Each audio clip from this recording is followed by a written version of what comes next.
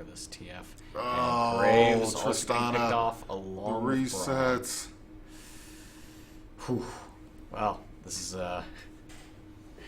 they're getting together. They're getting their pinpoint strikes down. They know where to go, what to do when they get there. Exactly. Ugh. They're taking this rift by force. So Tristana actually went with Static Shiv before she actually bought anything else. Under normal circumstances, either we'd see like an IE or the Rage Blade if she was planning on playing Rage Blade. So I'm, in all honesty, it's not the normal build, but I'm under the assumption that she's probably going to go IE because she's already built in Crit Strike, so that means she wants IE to do more damage based off of crit, and hopefully, well, if she gets that, at this point, she pretty much is going to carry the rest of the game really quickly. And we see Spirit's Visage on both Maokai and Echo. Echo 403 at the moment. So we see that tank Echo putting in the work. Right. Otherwise, once again, immediate tier 3 boots on Gragas. Same as last time. Boots of Swiftness with Distortion. Same. That's an important. Yeah, we see Eluden's Echo on Twisted Fate. Keeping him pretty speedy, but also giving him that slight AoE advantage. Right. Looks like he's also going for Lich Bane too, so. Yep, and then we got Runan's Hurricane, of course, on Callista, trying to get spears and basically everything at the same time. Right. And otherwise, ooh, stun going down on Lulu. Not really going to be able to do anything about it, though. They aren't ready to tower dive just yet. But the a little ward going down, a little present. Just here's some gold. They're setting up for something big here. You could just feel the tension coming in. Oh, and here's that ult and the tower dive going down. Not what was with that graphical error there? That was really weird to see. Lulu just frozen in place, staring at nothing, and that's going to be an ace for Fear on... Off the Tristana Quadra kill. Maokai stole... No, that's not the same team. Who stole the kill? Who got the first kill? Who stole the penta? There's no pentakill! Who No! stole the penta? These are useless now.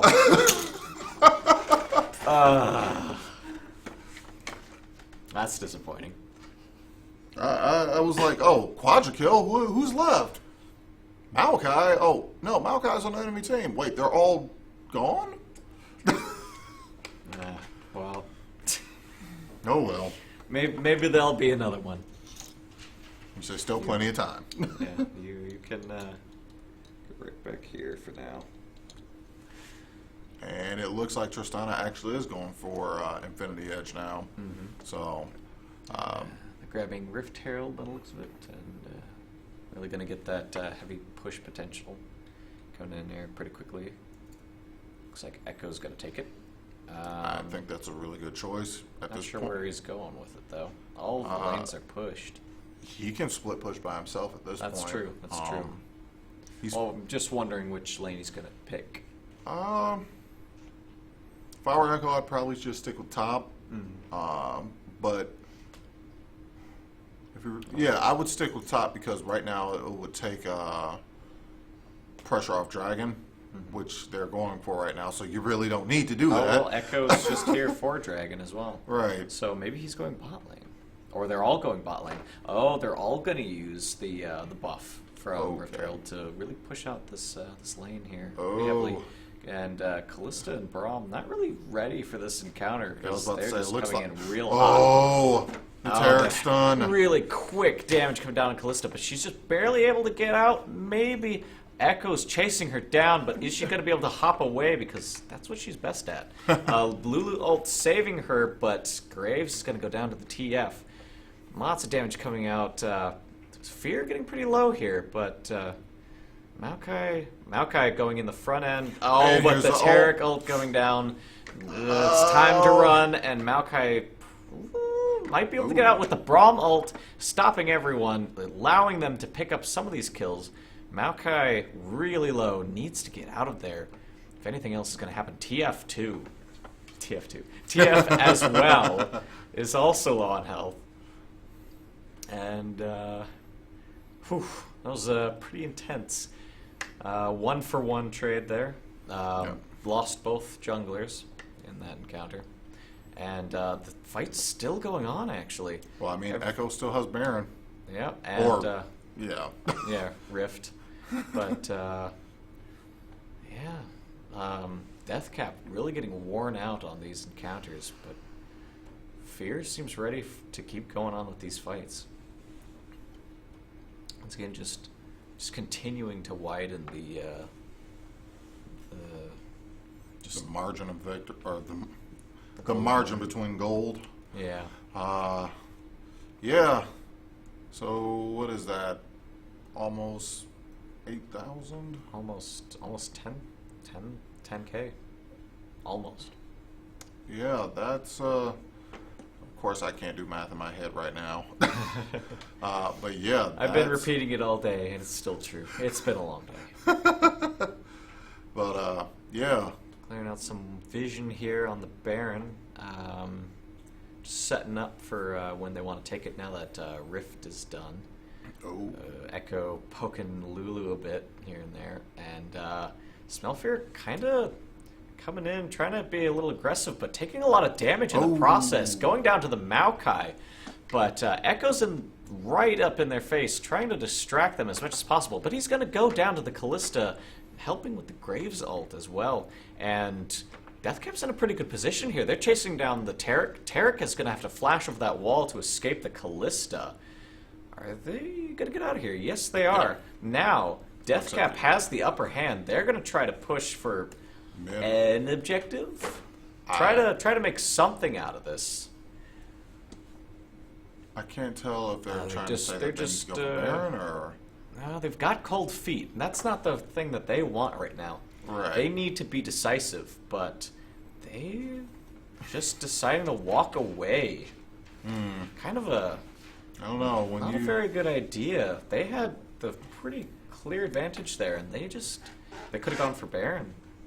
Well, I mean, there was a little bit of the fact that who was still alive there? Well, Gragas was dead, so they weren't going to get stolen or anything like that. But So- they were all fairly. They still had quite a bit of health left, and Yeah, I think Gragas and TF were down. Yep. Taric was very low. close to down. yeah, Echo and Tristana, their two carries. In all honesty, their two carries plus the turret probably could have. It could have possibly taken down half their team. well, that's why I'm saying they should have gone after Baron. They would have gotten at least a bit of pressure back on their end. They could have True. been pushing out some of their lanes with the help of it, but they just didn't really do anything. They couldn't decide what they wanted to do in time to really make it matter. Right. They said, oh, maybe we should get this turret, or maybe, I don't know. And then they just sort of shrugged, and that was it. So, and I think that is the real difference here between Fear and Deathcap. Is that while Deathcap is fairly skilled when it comes to like one-on-one, and also in the team fights, they're pretty competent against Fear. But when it really comes to entire map presence, Right. they still need those shots being called for them. They not really having all the best ideas some of the time.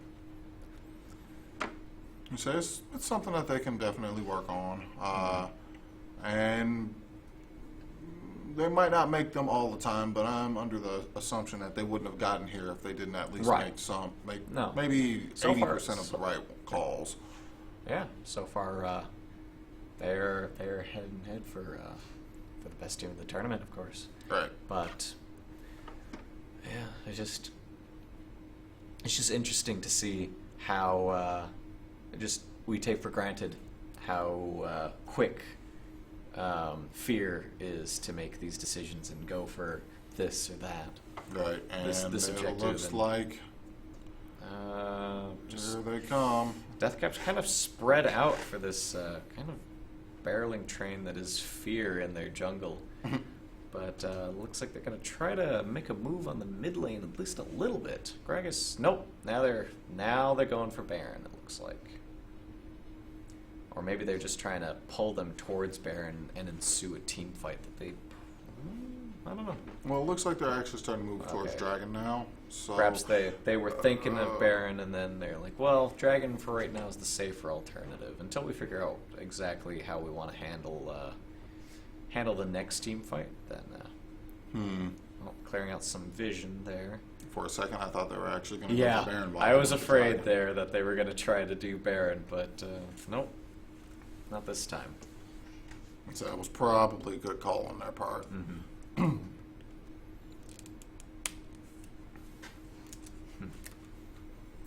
I guess we're just sort of waiting to see what either team is really willing to put forward here. Right.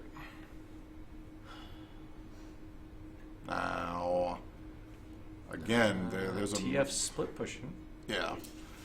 So mainly because he can go ahead and ult into a team fight or ult away from a team coming to get him. Yeah. But I'm actually kind of really interested in the fact that everyone except for Gragas has a CS advantage over their counterpart. That definitely has manifested itself in the massive discrepancy of damage that both teams are able to put out. I'm not really sure what Deathcat can do to make up that difference, but they got to come up with something and be creative. And TF ult coming in, and right in the middle of everything, along with Tarek stun, and Lulu having to ult herself to stay alive, but they were able to pick off TF. And Maokai just running around the middle of things, as per usual for Maokai, but the ult from Kalista coming in, just sort of stopping the team in its tracks. They're trying to do something here, probably focusing Echo by the looks of it, but that was a mistake on their part because Fear just cleaned up. See, there's another thing I just noticed. Like I said, I normally play bot, so I'm kind of aware of some of those. And they're looking to get this Graves as well, and they do. Nice. That's an ace. Some of those lane dynamics and things like that. Tarek actually has an ardent sensor. You don't really see that item all that much because a lot of people don't necessarily. A lot of people aren't necessarily effective with using that item. I like to play Sona. It's really, really useful on her. Karma will be really useful on her too. Soraka, that kind of, it would actually work well on her too. Tarek, because he has so much heal potential, every time someone gets healed, they get an attack speed boost. So that's what Ardent Sensor essentially does for that team comp. So if he puts Bastion on the right person and heals everyone gets that boost. Yes. I say that is a really, really underutilized item. I don't know why people don't use it more often because it quite honestly turns the tide of a lot of team fights whenever I have seen it. Now that you mention it, that seems like a very good idea to start building. But